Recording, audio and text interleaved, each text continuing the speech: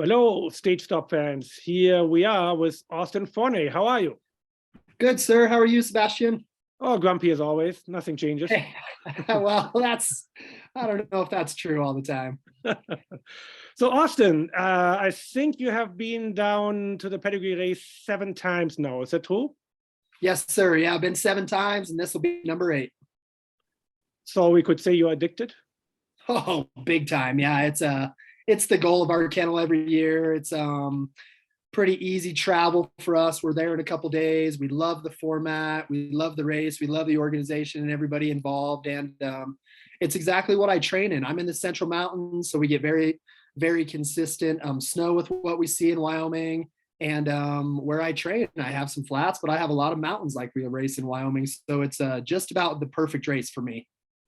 So for the ones who don't know, you are in Leadville, Colorado, so you're pretty high.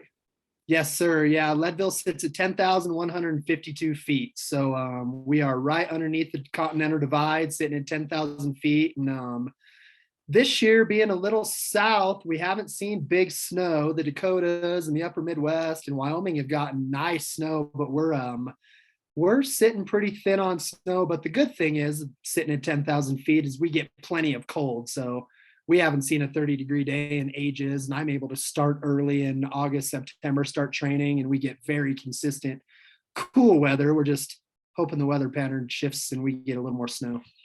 So I actually just looked at your weather, and you have 33 degrees on Christmas Day. Is it going to warm up? That's what they're calling for. And considering the cold snap everybody else is experiencing where they probably can't train, I was like, boy, is he lucky to have those temperatures. Yeah, we're not too bad. Today was single digits, but you're right. The next couple of days are going to warm up significantly, and we're going to see some nice sunshine. So on December 6th, you posted a nice video where you said you went to Turquoise Lake. Yep. How far do you have to drive to that? Not far, 10 miles. Oh, perfect. Yeah. Yeah. And so it's easy trucking. Yeah, and you said you were on a snow machine, so that reflects the low snow, I guess. Yeah. That was actually one of my last runs on the snowmobile. That trail that I'm in training on actually is holding the snow really good. So I've been on the sled for the last couple of weeks. Oh, we don't have a lot of snow in our valleys, and we had a big time wind this morning and last night, and it blew across the valleys. But the trails and the timbers are really holding snow. So I've been on the sled for a couple of weeks now, which is nice. So December 6th, you said you did 25 miles. Where do you sit now?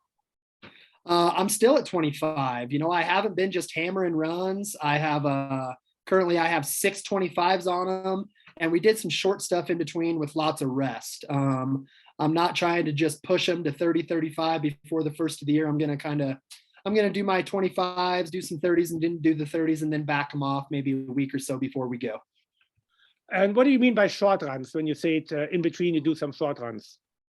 Well, this year I kind of switched some things up, and I'm doing some active recovery runs. So instead of a passive recovery run, which is a complete day off for the dogs, once I do a sequence of 25-mile runs, I'm shortening them down to 14-mile runs and giving them same training, but we're just going a little shorter, and then we'll bump them back up to 25. So we did 3 25s, then we did 2 14s, and then a couple days off. So we did some shorter recovery runs instead of just taking them off all the way.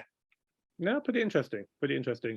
When I used to train distance, I sometimes did that. I would even hook them up for like a 5 or an 8 miler. And then when I would go back to the kennel, the dogs would look at me like, what? Right. Yeah. And it's a little, I push a little more speed on those shorter runs. So I let them go just a little bit faster and let them stretch out maybe and hit those top end speeds that we're going to be seeing.